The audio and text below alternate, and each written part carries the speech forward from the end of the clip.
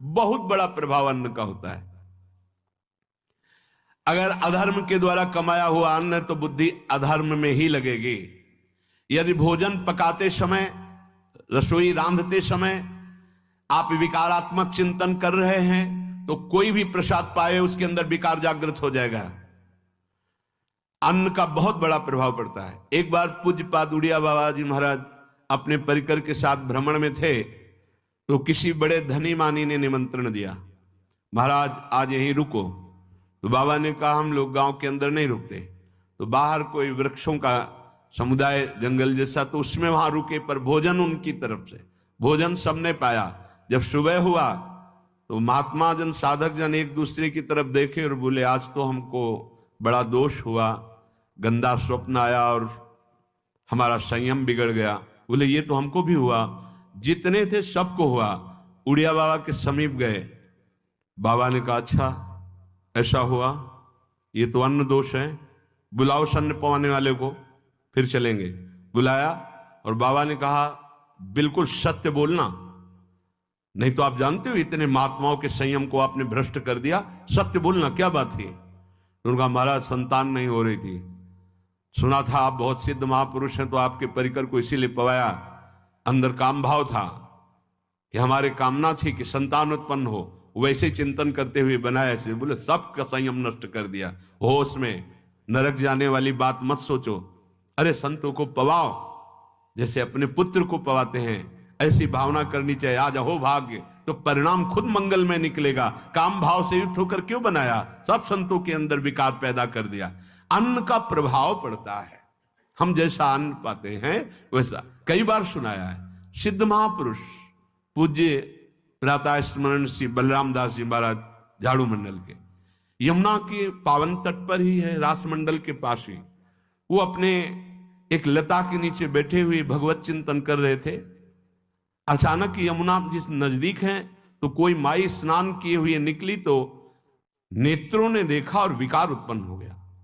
वयोवृद्ध सिद्ध महापुरुष, उन्होंने कहा आप तो इस शरीर को नष्ट कर दूंगा।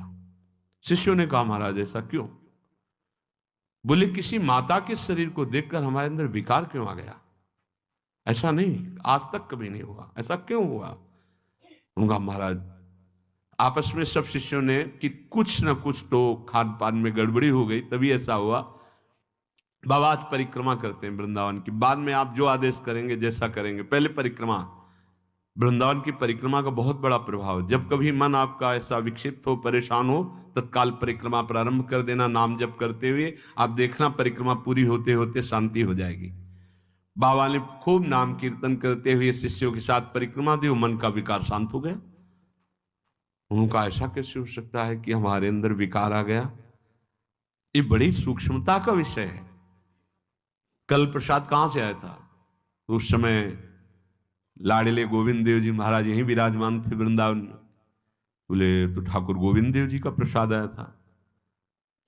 लकुट उठाई, गए हो तो भगवत स्वरूप तस्मित तज्जने भेदा भावात, भगवान और भगवान के ऐसे जनों में भेद नहीं होता, वो भगवत स्वरूप होते हैं। गए और कहा बताओ आपका प्रसाद न पावे तो अपराध लगे कि प्रसाद नहीं पाया, और प्रसाद पावे तो हमारे अंदर काम जागृत हो जाए, हम तो मरे ना दोनों तरफ से। तो ठाकुर जी बात कर रहे थे, दूसरों को नहीं सुनाई दे रहा था।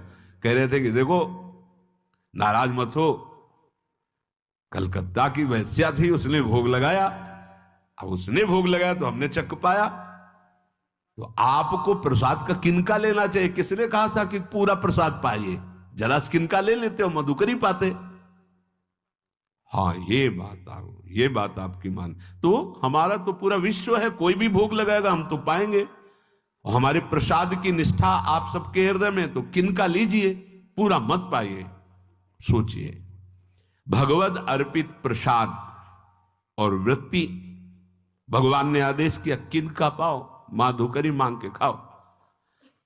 यहां वर्णन कर रहे यदि हम अन्न थोड़ा भी हमारे अंदर दूषित चला गया, तो जब कभी ऐसी विकार की भावना हो, आपके अंदर विकार बन रहा है, तो खोजिए आपने कोई दृश्य देखा है, आपने किसी से बात की है, आपने कोई ऐसा संकल्प बनाया नहीं, तो फिर भोजन दोष आ गया।